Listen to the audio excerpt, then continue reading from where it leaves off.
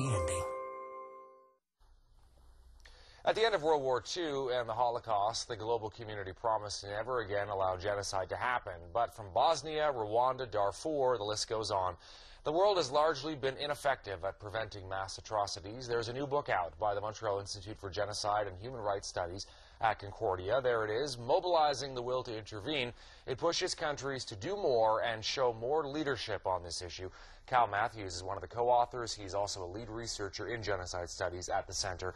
So this book and a lot of the research you've been doing, it's very much of a sad story, just sort of a case history of a lack of will and a lack of leadership by some of the world's biggest superpowers, biggest countries.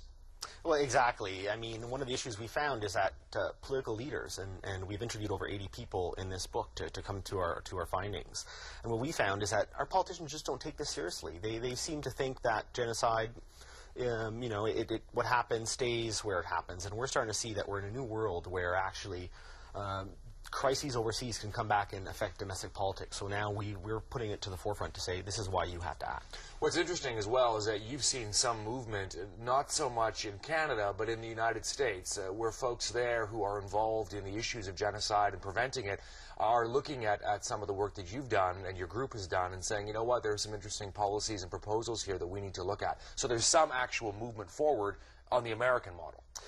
Definitely. I mean, we've been traveling down to Washington, meeting with think tanks and all the genocide prevention task force that was co-chaired by Madeleine Albright, and we've been having closed-door meetings, working together to find ways that we can get our governments to work more effectively. And like you said, we've had actually the Obama administration has just implemented 2 recommendations outlined in our report/book. We're seeing major progress there, and we're hoping that Canada will do the same. When we look at something like the current example of Darfur, we look at Rwanda. I know you talked to people that were involved in Bosnia and had been there on the forefront of what happened there in the late 90s. What is the issue with the Canadian government? I think one of the issues is that our politicians tend to look at things as you can either do nothing or send in the entire national forces. And I think we're saying is that there's a whole set of issues you can do with other departments to actually try to offset these massive human rights abuses. And it's about investing, having offices in the Canadian government that are working full-time on this and looking and analyzing, because genocide doesn't just happen out of thin air. You can see there's planning that goes in. So therefore, our government needs to actually train and recruit people to actually do a much better job of preventing. Is Canada showing any leadership? Right now, no.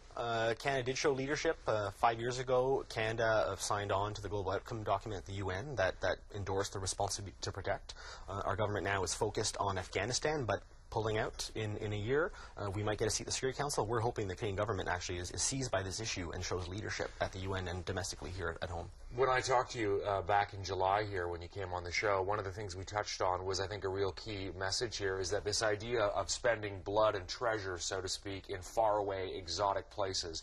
And sometimes it's difficult to get governments to send in troops or to intervene when they're more focused on domestic issues. And there's obviously no chance, no sure chance of it being a good outcome. It's just messy. It is messy, but we look at Somalia, for example, is that the media focused on the torture scandal by the Canadian forces or by the Black Hawk Down. The media didn't talk about that the Canadian Americans and the UN saved 300,000 people from starvation. So, in fact, the media also has a responsibility not just to talk about the negative, the blood and guts of these interventions, but about the positive sides, about what is accomplished. Very quickly, do you think what happened in Iraq and Afghanistan, the ongoing wars there, have they hurt this movement? The idea of like, gee, we don't want to get involved because look what happened with the Americans when they got involved. Yeah, I think it's definitely hurt the movement. The fact is that we're advocating for interventions to stop genocide. And all those detractors in the world that are against preventing genocide are using Iraq and Afghanistan as a reason not to make any progress. So part of our efforts are to actually get past that and point to there are cases where you can make a difference. And we've had one in Kenya in 2008.